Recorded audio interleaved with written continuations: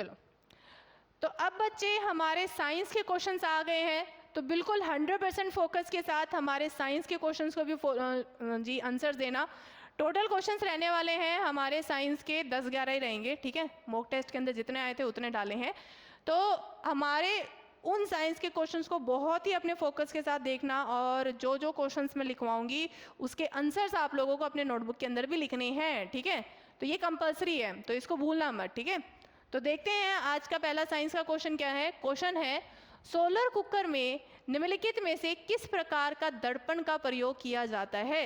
Which one of the following types of mirror is used in solar cooker? अवतल दर्पण, समतल दर्पण, उत्तल दर्पण, या इनमें से कोई नहीं? Concave mirror, plane mirror, convex mirror, या इनमें से कोई नहीं? कौन से तरह का कुकर है जो हमारे सोलर सेल में कौन महात्मा बुरा है, क्या बोल रहे हो? A very good. चलो, तो सही आंसर क्या है? देखो, सोलर कुकर की बात करती हूँ मैं, तो सोलर कुकर क्या करता है, वो क्या करता है बेसिकली, वो एक तरह से हमारा खाने को गर्म करने का काम करता है ना। तो वो कैसे, किसकी मदद से करता है? वो करता है, जैसे तुमने वो जैसे लेंस देखा होगा, है ना। लेंस क्या करता है, सूर्य से जो भी लाइट आ रही है, ऊर्जा आ रही है, वो एक जगह फोकस करता है ना। तो हमें सोलर कुकर के अंदर भी ऐसा ही दर्पण लगाना पड़ेगा जो कि सूर्य से जो लाइट आ रही है वो एक जगह फोकस कर दे, जिसकी वजह से गर्मी पैदा होए, गर्मी पैदा होने से खाना गर्म होए। तो वो किसके मदद से होता है? अवतल दर्पण के कारण होता है, ठीक है। अवतल दर्पण के कारण हमारा सोलर कुकर है जो कि खाने को गर्म करता है, ठीक है। कोई दिक्कत तो नहीं है समझने में? कोई परेशानी तो नहीं है किसी को समझने में? वेरी गुड, चलो बहुत अच्छी बात है। अगले क्वेश्चन की ओर बढ़ते हैं। निम्नलिखित में से किस परिवर्तन के दौरान नए पदार्थ बनते हैं? किस परिवर्तन के दौरान नए पदार्थ बनते हैं? गलन यानी कि मेल्टिंग के दौरान, उच्च बनाने की प्रक्रिया यानी कि सब्लिमेशन के दौरान, जंग लगने के दौरान, या फिर इवेपोरेशन यानी कि वाष्पीकरण के दौरान? किस प्रक्रिया के दौरान हमारे नए सब्सटेंस यानी कि नए पदार्थ बनते हैं? जल्दी से बताइए। चलिए, तो हमारे, जब मैं नए पदार्थ की बात करती हूँ कि किसके द्वारा नए पदार्थ बनाए जाएंगे, तो नए पदार्थ बच्चे, अगर मैं बात करूँ गलन जैसे एग्जाम्पल लेती हूँ, जैसे हमारा बर्फ़ है, ठीक है। बर्फ़ किस में गल जाता है? पानी में बदल जाता है, पर बेसिकली है तो दोनों पानी ही है ना, H2 ही है, चेंज तो नहीं हुआ है। वो पहले ठोस था, फिर पानी बन गया, तरल बन गया, तो कुछ नहीं है ना। उच्च बनाने की प्रक्रिया यानी सब्लिमेशन से क्या होता है जी बच्चे? सॉलिड जो है यानी कि ठोस जो है, किस में चेंज हो जाता है? गैस में चेंज हो जाता है, ठीक है। किस में चेंज हो जाता है? गैस में। तो सब्लिमेशन में भी कुछ नहीं चेंज होएगा और कोई फर्क नहीं पड़ेगा। सब्लिमेशन में भी जो हमारा ठोस है वो बस भाप बन के ऊपर उड़ेगा। बट वाष्पीकरण में क्या होता है? वाष्पीकरण की बात कर ली जाए, जो पानी है या फिर हम जिसे करेंगे जी बच्चे द्रव्य है, द्रव्य किस में चेंज होता है? गैस में चेंज होता है। जैसे हमारा पानी जो है वो भाप बन के उड़ता है, वो किस में होता है? वाष्पीकरण के अंदर होता है। लेकिन अगर मैं बात करूँ जंग लगने के अंदर, जंग लगने के अंदर नया पदार्थ क्यों बनेगा? अब जैसे तुमने आयरन को जंग लगते हुए देखा होगा, तो जंग लगते ही तुमने ये नोटिस किया होगा कि पहले जैसे आयरन था, जैसे थोड़ा सा सिल्वर सा कलर का दिख रहा था, थोड़ा सा जब भली काला दिख रहा हो, जैसा भी दिख रहा हो, जंग लगते ही उसका कलर चेंज हो गया, उसका वो जो आयरन का जो ठोसपन था वो भी खत्म हो गया। तो जैसे ही जंग लगता है, तो जंग लगने में क्या होता है? आयरन जो है, आयरन के अंदर हमारा लगता है जी बच्चे O2 और H2O, तो जिसकी वजह से हमें क्या मिलता है? आयरन ऑक्साइड मिलता है, ठीक है। हमें क्या मिलता है? आयरन ऑक्साइड मिलता है। और आयरन ऑक्साइड कैसा होता है बच्चे? आयरन ऑक्साइड एक नया पदार्थ मिलता है। पहले मेरे पास क्या आयरन था, अब क्या आ गया है? आयरन ऑक्साइड आ गया है, जिसके कारण जंग लगने के कारण वो एक नया ही पदार्थ बनाता है। जी नमस्ते जी। ओके, चलिए अगले क्वेश्चन पे बढ़ते हैं। अगला क्वेश्चन क्या कहता है जी? धातुओं के शुद्धिकरण के दौरान परिशिष्ट धातु पर्याप्त होती है, यानी कि during purification of metal the refined metal is obtained at, यानी कि प्योरिफिकेशन हम कैसे करते हैं? जैसे at the none of the surface of electrolyte, anode या कैनोड। देखो क्या होता है, जैसे मेरे पास एक बीकर ले लिया मैंने, ठीक है, बीकर के अंदर मैंने कोई सॉल्यूशन ले लिया, अब उसके अंदर मैं एक एनोड डालूंगी, ठीक है, जो कि पॉजिटिव चार्ज का होएगा, ठीक है, और दूसरा मैं एक कैथोड डालूंगी, ठीक है, जो कि नेगेटिव चार्ज का होएगा, और इसको मैं कनेक्ट कर दूंगी बैटरी से, ठीक है, किससे, बैटरी से। तो आप लोगों का क्वेश्चन पूछा गया है कि जब भी मैं इसको बैटरी से कनेक्ट कर देती हूँ तो प्योरिफिकेशन कैसे होती है। प्योरिफिकेशन ऐसे होती है कि जैसे इस सॉल्यूशन के अंदर मैंने क्या डाल दिया, जैसे कोई भी जो हमारा जिसके अंदर मिट्टी या फिर कोई भी दूसरी चीज़ें एक मेटल के साथ घुली हुई है, तो मुझे क्या चाहिए, मिट्टी को अलग करना है और मेटल को अलग करना है। तो वो करने के लिए हम क्या करेंगे, इलेक्ट्रोलाइट सॉल्यूशन बनाएंगे, इलेक्ट्रिसिटी पास करवाएंगे, और इलेक्ट्रिसिटी पास करवाते ही जो मेटल नेगेटिव चार्ज की तरफ इकट्ठा होंगे वो कहाँ चले जाएंगे, कैथोड की तरफ। सो बेसिकली हमारा जो एक मेटल होता है, जो प्योर मेटल होता है, वो कहाँ चला जाता है, कैथोड की तरफ, और एनोड की तरफ या फिर यहाँ पे इकट्ठा क्या हो जाएगा, यहाँ पे मिट्टी इकट्ठा हो जाएगी। क्या इकट्ठा हो जाएगी, मिट्टी। तो जिसके कारण हमें एक नया हमें प्योर मेटल मिल जाएगा। चलो सतीश पाल, विष्णु, जय हो गुरुदेव। चलो नमस्ते सब लोगों को, चलिए ठीक है, नमस्ते, ठीक है। चलो अगले क्वेश्चन की ओर बढ़ते हैं। अगला क्वेश्चन क्या है, इन अनसैचुरेटेड कंपाउंड हैव, यानी कि संतृप्त यौगिक में क्या मिलता है, एक अनसैचुरेटेड कार्बन कंपाउंड। एक अनसैचुरेटेड कार्बन कंपाउंड में आप लोगों का पूछा गया है, कार्बन और ऑक्सीजन के बीच में दोहरा बंधन, कार्बन कार्बन के बीच में त्रिबंधन, कार्बन कार्बन के बीच में दोहरा बंधन, कार्बन कार्बन के बीच में दोहरा और तिहरा बंधन। आपका बताना है अनसैचुरेटेड कार्बन के कंपाउंड के अंदर क्या पाया जाता है। तो जी बच्चे जल्दी से बताइए, अनसैचुरेटेड कार्बन कंपाउंड के अंदर क्या पाया जाता है। और जो जो बच्चे देख रहे हैं क्लास को लाइक जरूर कर दो, और नए बच्चे क्लास चैनल को सब्सक्राइब जरूर कर दो, ठीक है। हाय थक गई मैं। अरे थक तो जाते ही है, गला मतलब यूं होता है कि भी बोले जा रहे हैं, चीखे जा रहे हैं, है ना, लगातार। चलो सही है, तुम लोग नहीं थके अभी तक, देखो एनर्जी इतनी हाई हो रही है, आंसर पे आंसर आए जा रहे हैं, आए जा रहे हैं। चलो ठीक है, सही है। तो सही आंसर क्या है, देखो असंतृप्त यौगिक या फिर अनसैचुरेटेड कार्बन की मैं बात करूं तो उसके अंदर क्या होते हैं, हमारे दो तरह के कार्बन के कंपाउंड होते हैं। एक तो सैचुरेटेड होता है, सैचुरेटेड, ठीक है, और दूसरा होता है अनसैचुरेटेड। अनसैचुरेटेड, सैचुरेटेड में क्या होता है, कार्बन और कार्बन के बीच में एक ही बॉन्ड पाई जाती है, ठीक है, यानी कि कार्बन और कार्बन के बीच में मैं कितनी बॉन्ड पाऊंगी, एक ही। लेकिन अनसैचुरेटेड दो तरह के होते हैं।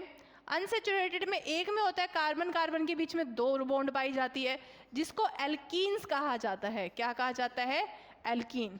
और एक होता है कार्बन कार्बन के बीच में तीन बॉन्ड पाई जाती है, जिसको एल्काइन कहा जाता है, ठीक है, एल्काइंस, ठीक है।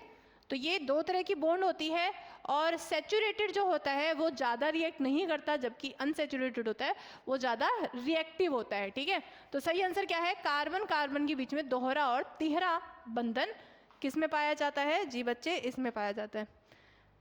सतीश पाल, मेरा नाम भावना है बच्चे, ठीक है, भावना है।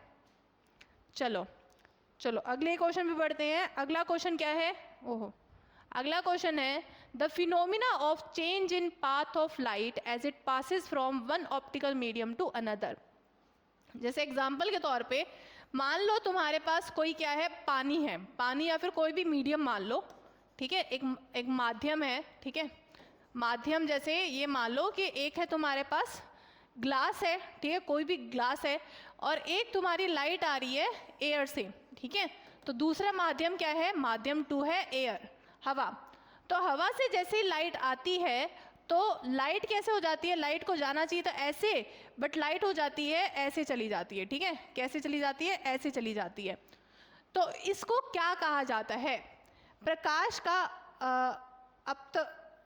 अपवर्तन, या फिर प्रकाश का फैलाव, या फिर ए और बी दोनों, या फिर प्रकाश का प्रतिबिंब। जल्दी बताइए क्या कहा जाता है। जी Satish, very good. Vikram ma'am ये MR का है क्या पेपर? हाँ MR का है बच्चे ये। मैम किसकी तैयारी कराते हो आप? हम बच्चे नेवी, MR, साथ में RR की भी तैयारी करवाते हैं, ठीक है, सभी एग्ज़ाम्स की तैयारी करवाते हैं। बट ये जो एग्ज़ाम का जो पेपर है ये नेवी, MR और SSR के पॉइंट ऑफ व्यू से हमने मॉक टेस्ट बनाया है, ठीक है जी बच्चे। तो वेरी गुड, बिल्कुल सही आंसर, प्रकाश का अपरिवर्तन, ठीक है, यानी कि रिफ्रैक्शन कहा जाता है। रिफ्रैक्शन के अंदर क्या होता है, दो तरह के रिफ्रैक्शन होते हैं, ठीक है।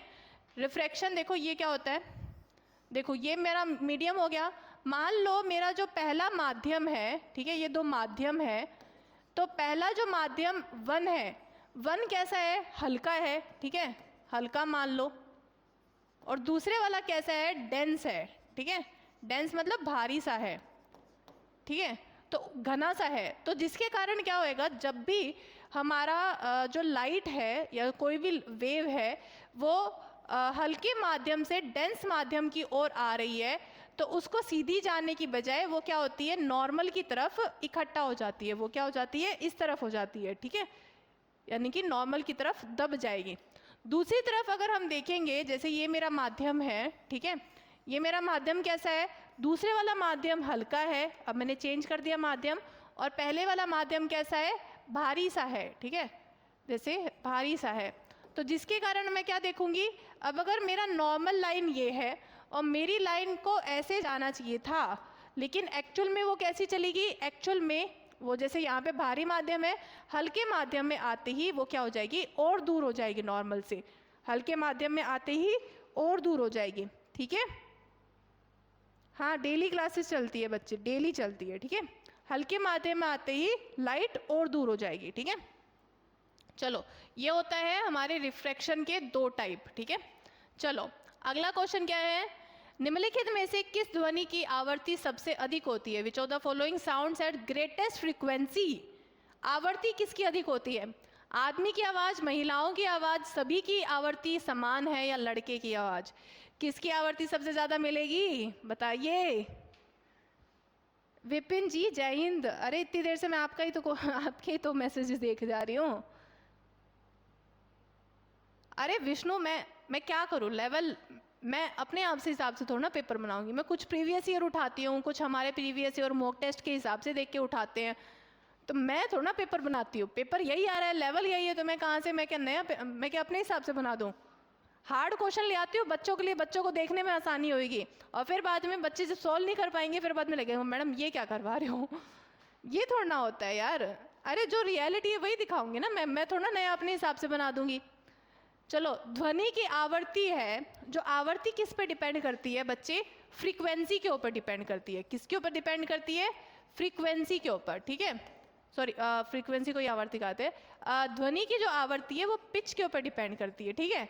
सो पिच क्या है, मेरी मैं आवाज़ कितनी तीखी बोल पा रही हूँ, ठीक है, आवाज़ के अंदर शार्पनेस कितनी है, पिच मतलब शार्पनेस। तो अगर फ्रीक्वेंसी यानी कि आवृत्ति जो है वो ज़्यादा होएगी तो पिच भी क्या होएगी, ज़्यादा होएगी। अगर आवृत्ति कम है तो पिच भी क्या होएगी, शार्पनेस भी क्या होएगी, आवाज़ के अंदर तीखापन क्या होएगा, कम होएगा। और ये तो लड़कों को पता ही है कि आवाज़, तीखी आवाज़ किसकी होती है, तुम बोलोगे मैडम लड़कियों की तो होती है, तभी तो इतना चीखती चिल्लाती रहती है ना, वरना हम लड़के होते तो अभी तक तो गला दर्द करने जाता। मैं इतनी देर से क्यों चीख पा रही हूँ, क्योंकि मेरी आवाज़ पतली है, ठीक है, शार्पनेस है मेरी आवाज़ के अंदर, ठीक है।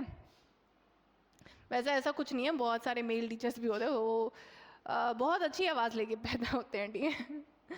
चलो अगला क्वेश्चन क्या है, अगला क्वेश्चन है जल का उच्च कथनांक किसके कारण होता है, high boiling point of water किसके कारण होता है, इसके उच्च विशिष्ट ऊष्मा होती है, उच्च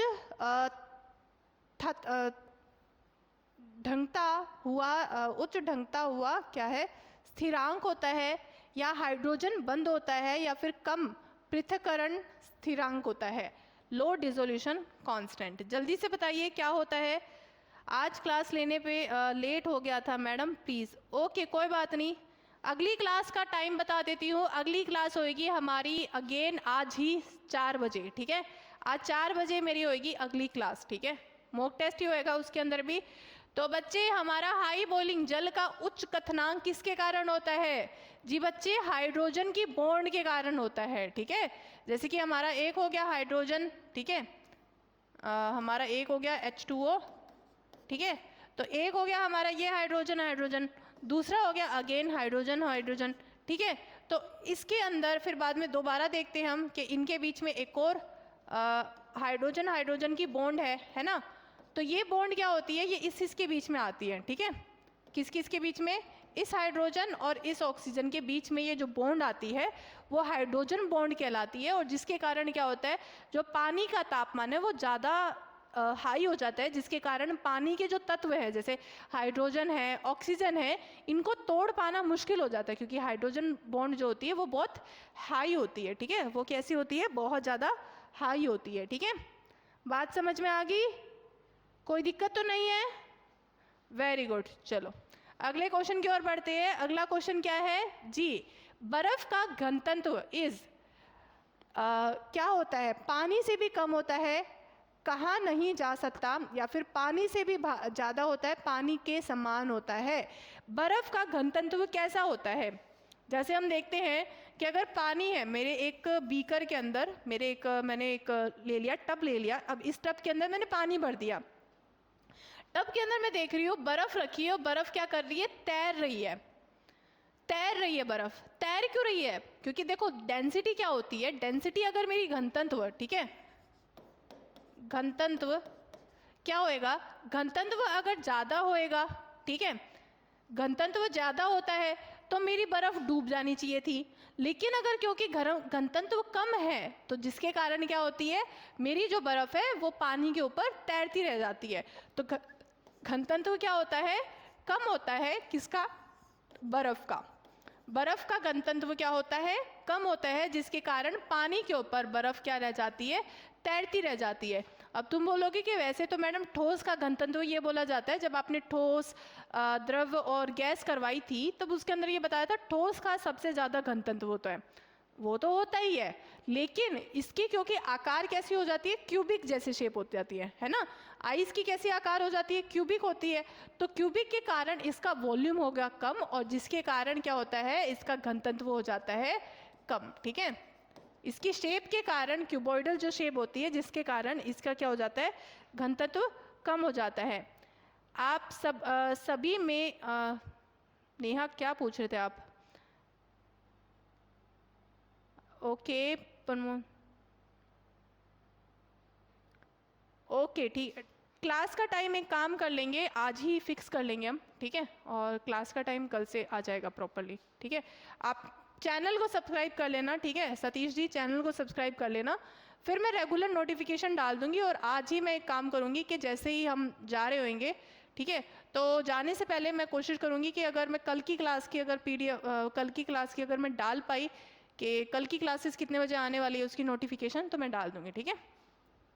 चलो, तो बर्फ का घनत्व क्या होता है? पानी से भी कम होता है, ठीक है, उसकी क्यूबॉइडल शेप के कारण। अगला, पदार्थ के कणों के बीच में आकर्षण बल अधिकतम होता है। कब होता है? पदार्थ के कणों के बीच में। ये मैंने करवाया हुआ है, जब मैंने ठोस, द्रव्य और जी बच्चे गैस करवाया था तो मैंने बताया था कि पदार्थ के कणों के बीच में सबसे कम या फिर सबसे ज़्यादा आकर्षण बल कहाँ पे होता है? ठोस के अंदर, गैस के अंदर, तरल के अंदर, या फिर जी बच्चे किसी में भी नहीं? जी ओके जी मैम, ओके, वेरी गुड। तो सबसे ज़्यादा हम देखते हैं पदार्थ के कणों के बीच में आकर्षण बल सबसे अधिक होता है ठोस के अंदर। फिर कहाँ होता है?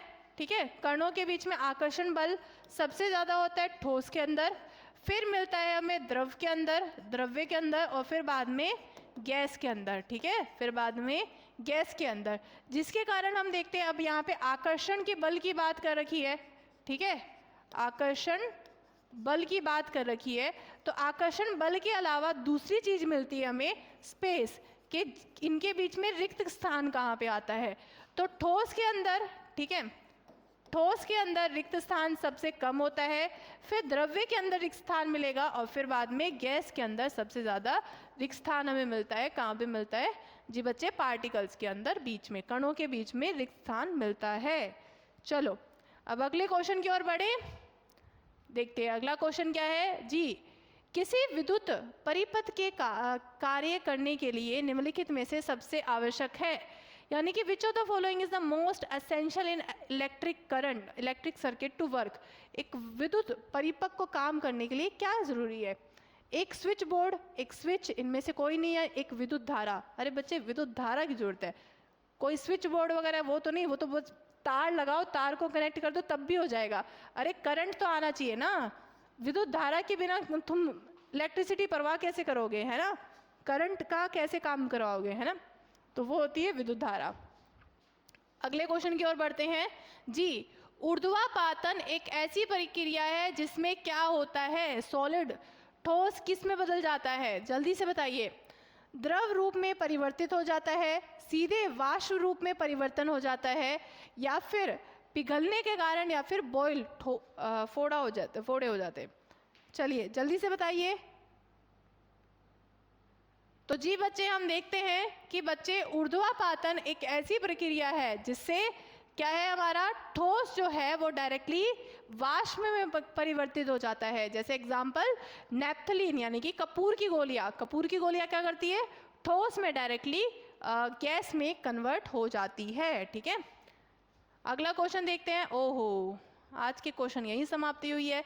अगली क्लास देखेंगे हम 4 बजे। क्लास की नोटिफिकेशन मैं पहले ही डाल दूंगी, तो सभी बच्चों को बोल रही हूँ, जो बच्चे हमें पहली बार देख रहे हैं, क्लास को लाइक कर दीजिए और उसके साथ में चैनल को सब्सक्राइब कर दीजिए ताकि क्लास की नोटिफिकेशन पहुंच जाए आप तक। ठीक है, क्लास की नोटिफिकेशन चाहते हो तो चैनल को सब्सक्राइब कर दो। और उसके अलावा क्लास की PDF चाहिए होगी आप लोगों को, है ना? तो क्लास की PDF चाहिए तो हमारा एक चाणक्य विद्यापीठ नाम से टेलीग्राम चैनल है, वहाँ पे जाना, मैं क्लास की PDF सारी डाल दूंगी। ठीक है, क्लास की PDF यहीं मिलेगी, एक चाणक्य विद्यापीठ टेलीग्राम चैनल पे, सारी की सारी, ना केवल अभी की बल्कि पहले की भी PDFs हमें वहाँ पे मिलेगी। ठीक है, और चैनल को जरूर सब्सक्राइब कर देना। ठीक है, सभी बच्चों को बोल रही हूँ, चैनल को जरूर सब्सक्राइब कर देना। चलिए आज की क्लास वहीं यहीं पे ख़त्म करते हैं, फिर अगली क्लास में मिलते हैं। 4 बजे की क्लास है। तब तक के लिए thank you so much, have a good day and please take care and keep making notes and keep revising them. ठीक है, चलो बाय।